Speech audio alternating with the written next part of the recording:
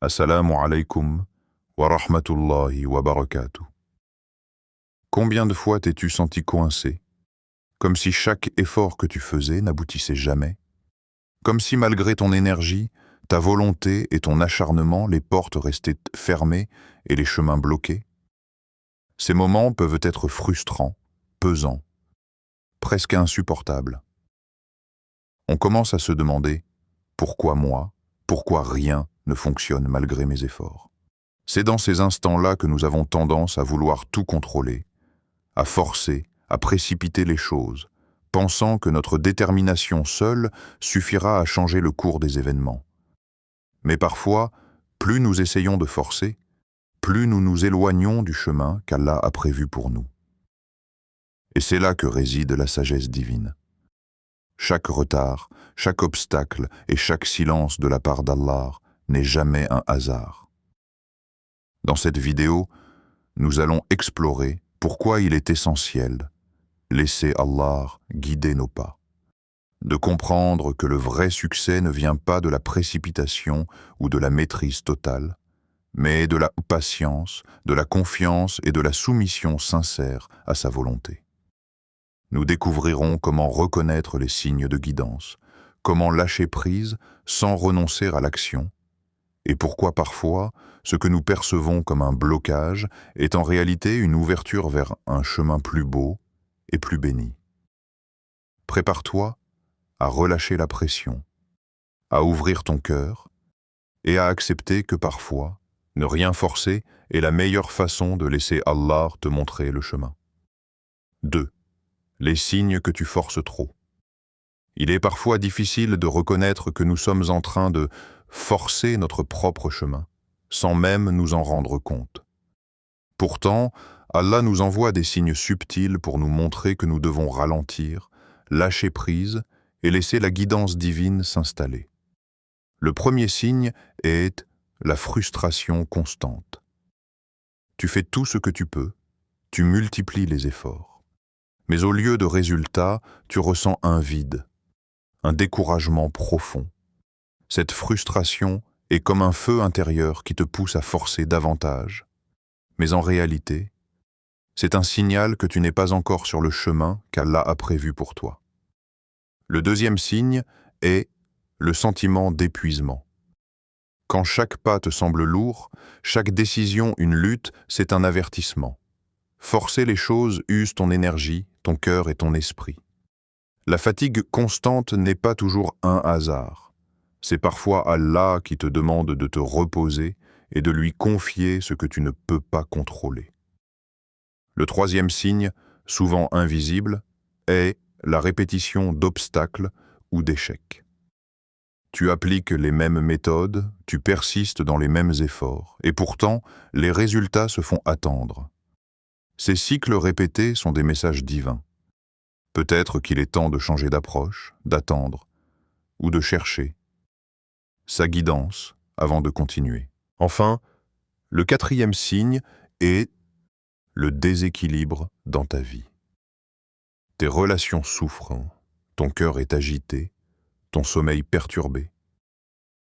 Quand on force, tout, dans notre environnement, commence à refléter le stress et la tension que nous créons.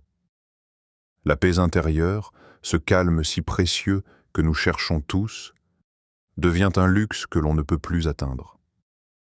Reconnaître ces signes est la première étape vers le lâcher-prise. Comprendre que ce n'est pas un échec, mais une invitation divine à ralentir, à faire confiance et à laisser Allah te montrer le chemin. 3. La sagesse derrière la patience et le lâcher-prise. Lorsque nous faisons face à des retards, des obstacles ou des portes qui semblent fermées, il est naturel de ressentir de l'impatience. Pourtant, dans ces moments, Allah nous invite à un principe fondamental de la foi, la patience, sabre, et le lâcher-prise. Comprendre cette sagesse peut transformer notre manière de vivre et notre relation avec lui. La patience ne signifie pas rester inactif. Elle ne consiste pas à attendre passivement que tout s'arrange. Au contraire, c'est un équilibre subtil. agir avec diligence et responsabilité, tout en ayant confiance que le résultat final appartient à Allah. C'est ce qu'on appelle le tawakkul. Confier ses efforts à Allah tout en mettant en œuvre ce que l'on peut raisonnablement faire. Le lâcher-prise, quant à lui, consiste à abandonner le contrôle sur ce qui échappe à notre pouvoir. C'est accepter que nos plans, nos désirs et nos projections ne sont pas toujours alignés avec la sagesse divine. Quand nous forçons trop, nous risquons de courir après des illusions ou des chemins qui ne sont pas bons pour nous. Mais quand nous lâchons prise avec sincérité, nous ouvrons notre cœur à la guidance divine et souvent de nouvelles opportunités se présentent de manière naturelle, presque miraculeuse. Les prophètes et leurs compagnons nous offrent des exemples clairs. Yusuf, paix sur lui, emprisonné malgré son innocence, n'a jamais forcé le destin. Sa patience et sa confiance en Allah ont finalement ouvert les portes d'un immense succès. Moussa, paix sur lui, confronté à des situations impossibles, a appris à attendre le moment parfait pour agir selon la volonté divine. Et même le prophète Muhammad, dans tant de circonstances difficiles, nous a montré que la sagesse divine précède souvent notre compréhension humaine. Ainsi, la patience et le lâcher-prise ne sont pas des signes de faiblesse ou d'inaction. Ils sont au contraire des actes puissants de foi, qui nous rapprochent d'Allah et nous préservent de la frustration inutile. Laisser Allah guider nos pas, c'est accepter que ce qui est retardé ou détourné peut en réalité être une bénédiction déguisée. 4. Comment reconnaître le chemin qu'Allah trace pour toi? Il est parfois difficile de discerner le chemin que Dieu a tracé pour nous, surtout lorsque la vie semble imprévisible et les obstacles se multiplient. Pourtant, Allah nous laisse des signes subtils pour nous guider si nous savons ouvrir les yeux et le cœur. Le premier signe est la paix intérieure. Lorsque nous sommes sur le chemin qu'Allah a choisi, même au milieu des difficultés, notre cœur ressent un certain calme, une certitude tranquille que nous avançons dans la bonne direction. Ce sentiment n'est pas toujours lié aux résultats immédiats, mais à une cohérence profonde avec notre foi et nos valeurs. Le deuxième signe se manifeste à travers les opportunités qui se présentent naturellement.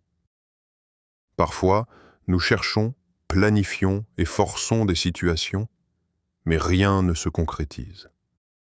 Puis, sans effort excessif, une porte s'ouvre d'elle-même, une rencontre, une solution, un signe qui semble presque miraculeux. Ce sont des indications claires que Allah guide tes pas. Le troisième signe est la cohérence avec la foi et la morale. Le chemin d'Allah ne te mènera jamais vers ce qui va à l'encontre de ses commandements. Si une opportunité ou une décision te cause de l'angoisse, te pousse à transgresser tes principes ou éloigne ton cœur de lui, c'est un avertissement pour reculer et réévaluer. Le quatrième signe est la guidance par le conseil et la lumière des savants et des personnes de confiance. Allah utilise parfois des voies humaines pour nous orienter. Les paroles sages, les conseils bienveillants et les expériences des autres peuvent agir comme un phare qui éclaire la voie. Enfin, n'oublions jamais la prière et le dhikr. En invoquant Allah, en lui demandant sincèrement de nous montrer le chemin juste, nous ouvrons notre cœur à recevoir ces signes. Le chemin que Dieu trace pour nous peut être discret, silencieux, mais il est toujours parfait et bénéfique, même si nous ne comprenons pas immédiatement ses raisons. Apprendre à reconnaître ces signes, c'est commencer à faire confiance à Allah, à cesser de forcer et à avancer avec sérénité vers ce qu'il a préparé pour nous. 5. Les dangers de forcer les choses. Lorsque nous essayons de tout contrôler, de précipiter nos projets ou de forcer les situations à se plier à notre volonté, nous nous exposons à plusieurs dangers, à la fois visibles et invisibles. Le premier danger est l'épuisement mental et physique. Le corps et l'esprit ont des limites. Quand nous insistons, nous dépensons une énergie énorme pour obtenir ce qui n'est pas encore destiné à nous. Résultat, fatigue, stress, anxiété et parfois même maladies liées au surmenage. Forcer, c'est souvent courir après un mirage, en sacrifiant notre bien-être. Le deuxième danger est la frustration et la déception constante. Plus nous insistons, plus nous ressentons un vide lorsque les résultats ne viennent pas. Cette frustration affecte notre motivation, notre morale et notre capacité à apprécier ce que nous avons déjà. Elle peut nous faire perdre confiance en nous-mêmes et même en Allah si nous ne faisons pas attention. Le troisième danger est la détérioration de nos relations. Lorsque nous sommes tendus, impatients et stressés, cela se reflète dans nos interactions. Famille, amis ou collègues peuvent en souffrir. Les conflits surgissent plus facilement, et ce que nous pensions forcer avec bienveillance peut se transformer en tension et incompréhension. Enfin, le danger le plus grave est de s'éloigner de la guidance divine. Forcer les choses, c'est parfois refuser de faire confiance à Allah. C'est laisser notre ego diriger nos choix plutôt que la sagesse divine. Et lorsque nous n'agissons pas avec patience et foi, nous risquons de manquer des opportunités que lui seul peut offrir, ou de tomber dans des chemins qui semblent prometteurs mais qui ne sont pas bénéfiques. Comprendre ces dangers est essentiel pour apprendre à lâcher prise. Se rappeler que chaque retard, chaque obstacle et chaque moment de blocage a une raison divine. Apprendre à agir avec sagesse, patience et confiance plutôt qu'avec précipitation et contrôle est la clé pour marcher sur le chemin qu'Allah a préparé pour nous. 6. Exercices pratiques pour lâcher prise et suivre la guidance divine. Laisser Allah guider nos pas ne signifie pas rester passif. Cela demande des actions conscientes, des habitudes et des pratiques qui renforcent notre foi, apaisent notre cœur et ouvrent la voie à la guidance divine. Voici quelques exercices pratiques pour y parvenir. 1. La prière sincère et la supplication, doit. Prends le temps chaque jour de parler à Allah avec sincérité. Demande-lui de te montrer le bon chemin et de t'éloigner de ce qui n'est pas bénéfique pour toi. La prière régulière purifie le cœur et aligne tes intentions avec sa volonté. 2. Le dhikr et la méditation spirituelle. Répéter les paroles de rappel d'Allah apaise l'esprit et crée un espace intérieur de paix. Le dhikr permet de se détacher de l'angoisse liée au contrôle et de renforcer la confiance que tout est entre ses mains. 3. Observer ses pensées et émotions. Note les situations où tu ressens le besoin de forcer ou de contrôler. Essaie de comprendre pourquoi tu ressens cette pression. Ensuite, confie ces situations à Allah avec humilité et sérénité. Cet exercice développe la conscience de soi et la maîtrise intérieure. 4. Agir avec intention, mais sans précipitation. Fais des efforts mesurés et réfléchis, mais accepte que le résultat final ne dépend pas uniquement de toi. Parfois, agir avec calme et discernement produit plus d'effet que de courir frénétiquement après un objectif.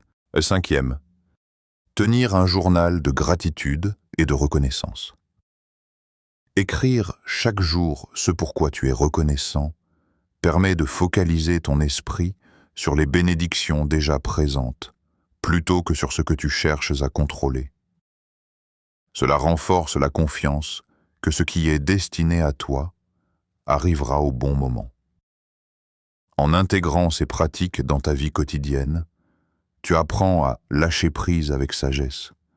Tu comprends que ne rien forcer n'est pas un signe de faiblesse, mais une manière de marcher avec Allah. de laisser sa lumière te guider et de recevoir les bénédictions qu'il a préparées pour toi. 7. Témoignages et histoires inspirantes. Parfois, les mots seuls ne suffisent pas à transmettre l'importance de laisser Allah guider nos pas.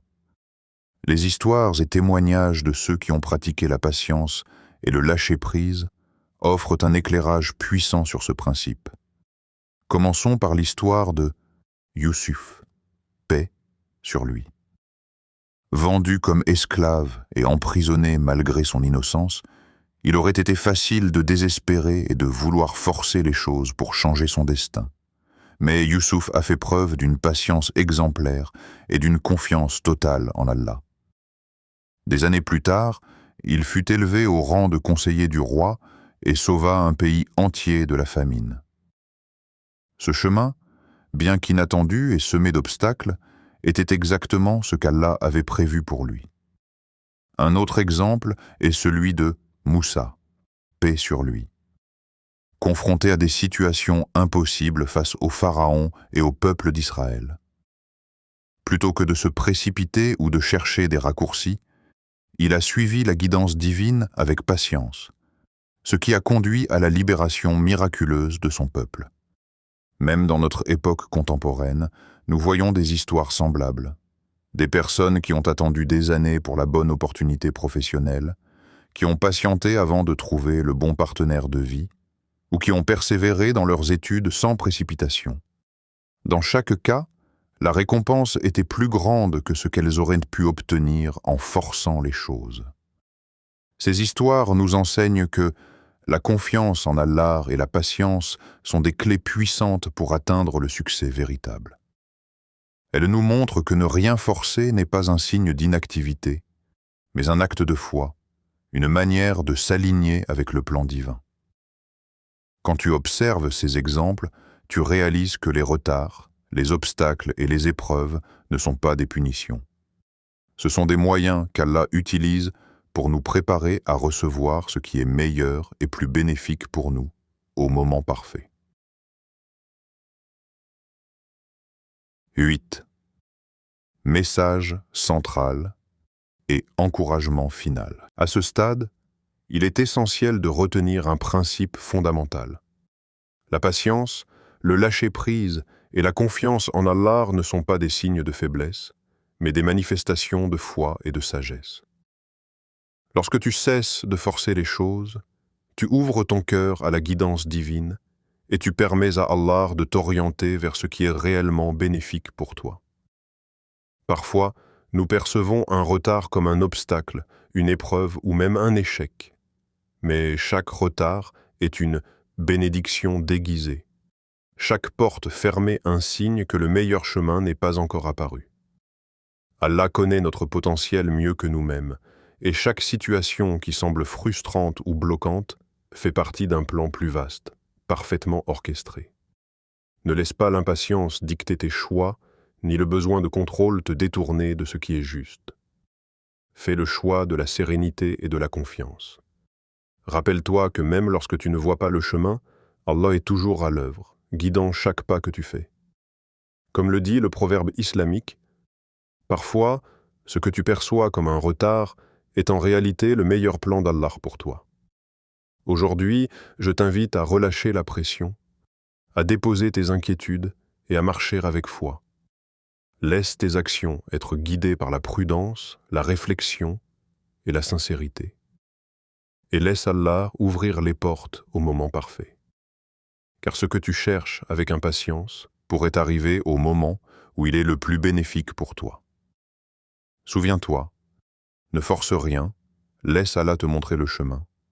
Patience, confiance et soumission à sa volonté sont les clés pour vivre une vie pleine de bénédictions et de sérénité.